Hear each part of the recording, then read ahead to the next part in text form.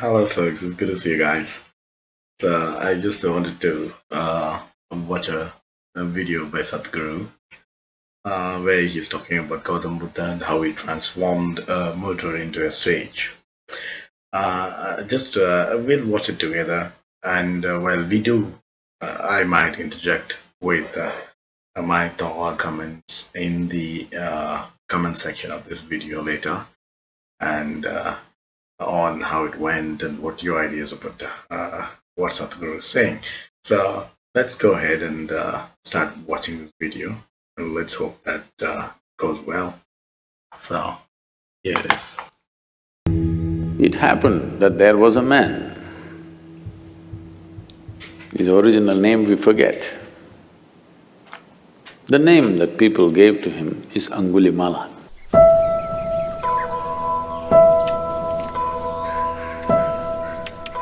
Something happened to him. He felt the society has been unfair to him, became an angry man. So true. We end up being like that. So true. You know, when you're young, you think everything is unfair to you.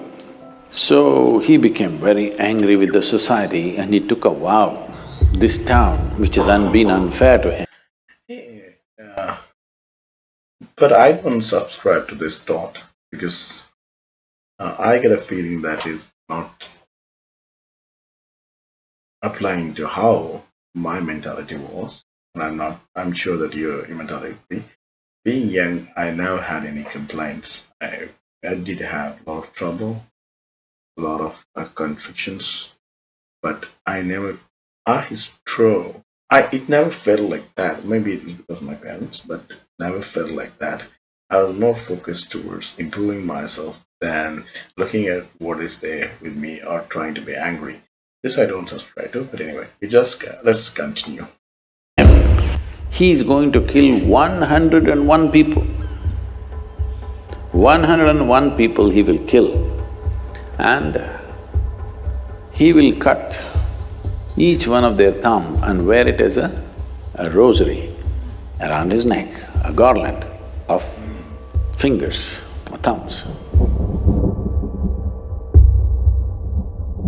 So he went about doing this. People were terrified to go this way. He is housed in a jungle, but this is the pathway to go to many other places. People got killed. Over a few years, he killed 100 people. Very nice parallax effect. Somebody does really good illustrations in the videos. We need to appreciate that. He just wants one more to satisfy his lust.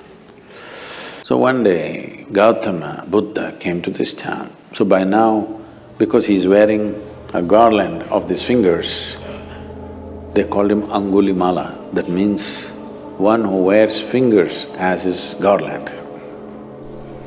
He just needs one more finger for him to complete his vow.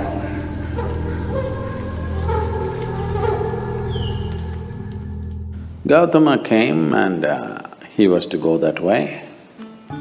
People said, don't go this way. This is an animal. This is not a man. This is not somebody you can go and give teaching or make him meditative. Just don't go because just one more life he wants, we don't want yours to be that one.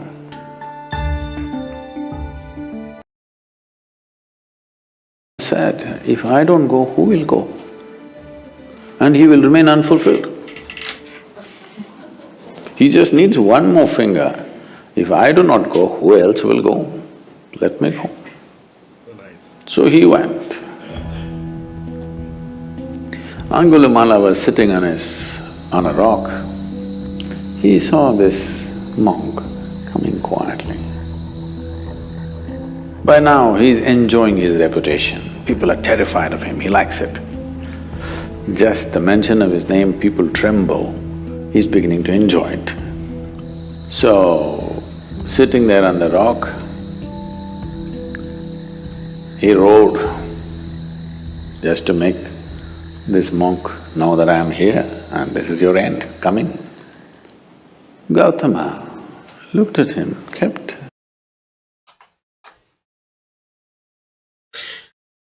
And guys, this is what I have found on Wikipedia. I heard this story earlier, but this seems to be in depth. It gives us a better understanding. So he converts to Buddhism and he changes. So it's part of important figure in Buddhism. And I guess while Sadhguru continues on this, I just wanted to let you know that Agulimala is a patron saint of childbirth and he's associated with fertility. He's a very important Buddhist figure. After conversion to Buddhism, he completely changed, transformed. So it sets an example of redemptive power of Buddha's teaching. But here comes my question. So it's accepted he returned and he changed.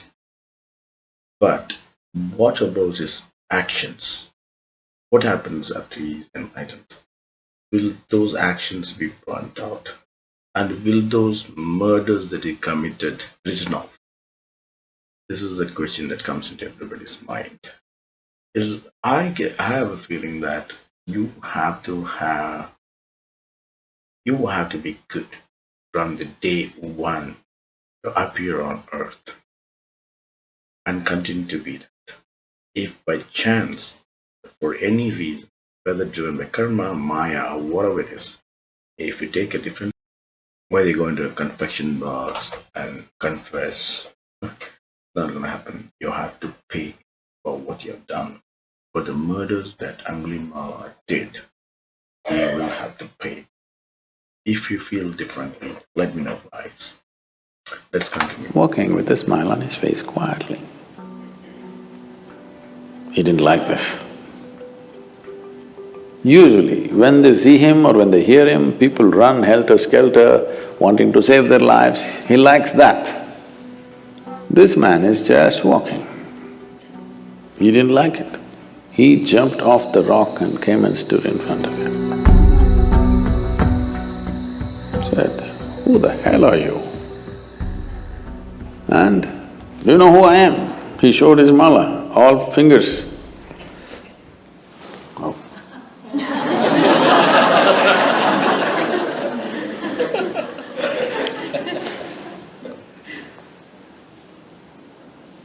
And you know about me? Gautama said, "Well, I've heard a lot about you." "What about it?" And he kept walking.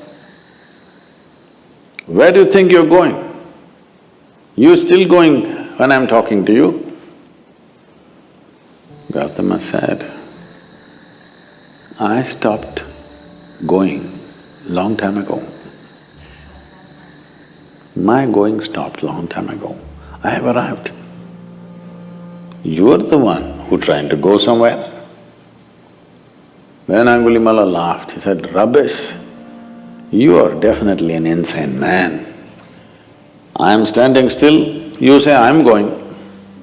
You're walking and you say you're not going. What's wrong with you?" He said, "No, no. I have arrived long time ago. I'm not going anywhere. You're the one who's trying to go somewhere. But you don't know how to go there. You want my finger? Or you want my neck? Hang my head as a as a pendant.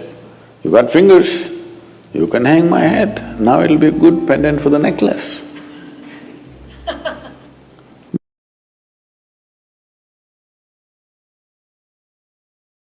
This is how you add spice to the narration. Sadhguru is really doing it so well. He's creating that condition. He's attracting, he's forcing you to listen and sprinkling all this kind of new stuffs in.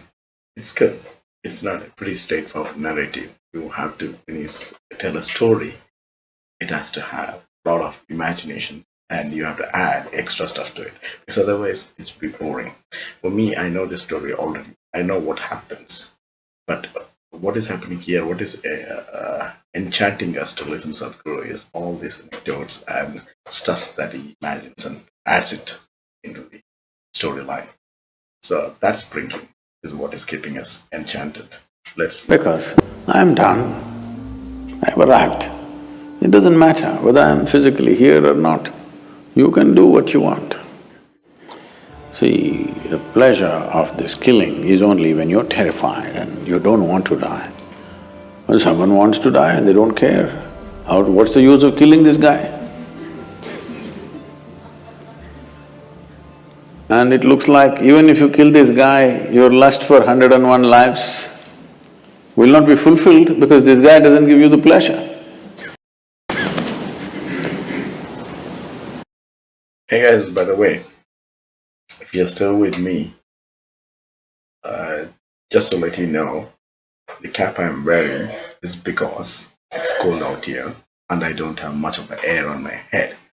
So when it gets really warmer, I might take off my head covering, and in case that happens, don't fail to recognize me. You can recognize me from my background probably, or my shape of my nose, something, but don't fail to recognize me, okay?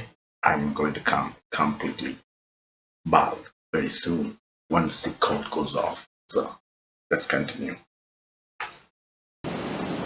Then he said, wait, you tell me, what is this about? You're moving and you're saying you have arrived and you're not moving. I am not moving and you say I'm moving.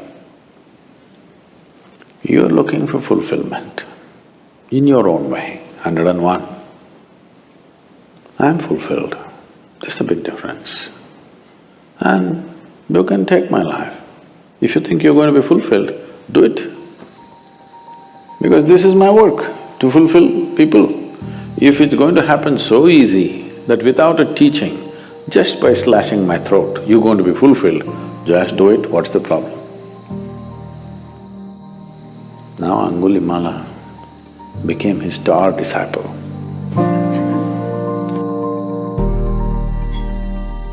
Then Gautam…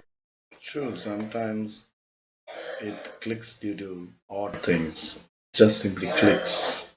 Something happens, a single word, that word changes everything. That's happened so many times in my life too. A small thing. All those days, everybody would be telling you not to do something. But there'll be a day when somebody says one word and something strikes, something clicks there, and you just drop it there. That has happened so many times to me, been to through this situation earlier too. You never know why that might be happening, but that spark comes, and when it comes from someone like Sadhguru or Gautam or Ramakrishna Paramahansa, Vivekananda, it can change your life from minus to plus very next second. So let's continue. Gautama said, you must go into the town from which you have killed 100 people. In a small town, 100 people means almost every family has lost somebody to this man. So he made him into a monk. Gautama's monks were called bhikkhus. Bhikkhus means beggars, literally. So he gave him an yellow cloth and a begging bowl. He said, go look for some food in the town. So Agulimala came into the town as a monk. People saw this and they were terrified, they don't know why he has come. They all went and stood on their terraces because they are afraid what he will do.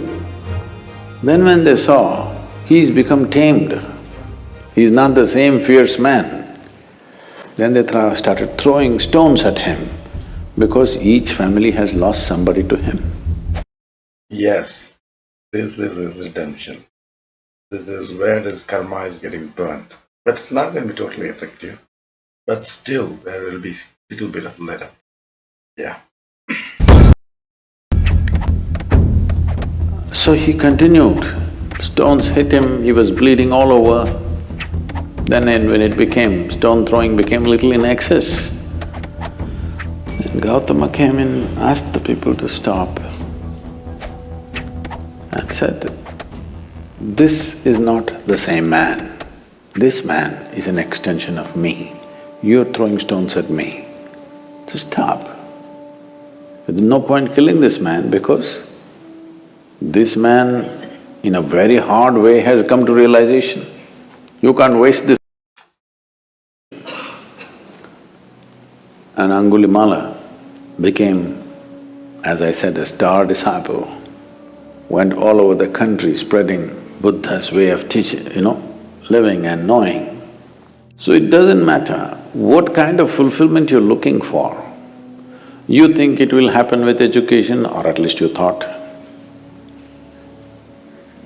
The moment you got educated, you felt like a fool. If I don't have a job, what is the use of this education? You got a job, you felt great. Then after some time you felt like a fool. What do I do with this money if I don't find that my dream man or dream woman? That happened. After some time you felt like a fool. This goes on. The desire is simply to expand, that's your desire. If you choose physical, material ways to expand, you can go that far, or that far, or that far. But still there will be desire, yes? If I make you the king of this planet, you will look at the other planets. If I give you the solar system, you will look at the galaxy. If I give you one galaxy, you will look at the other galaxies. Now, what you're looking for is not this or that, you're looking for expansion. If you look at it consciously, you will become yoga. Yoga does not mean twisting and turning. You will come to union with the rest of the creation. If you do it unconsciously, it becomes compulsive desire, that's all. It becomes compulsive desire, that's all.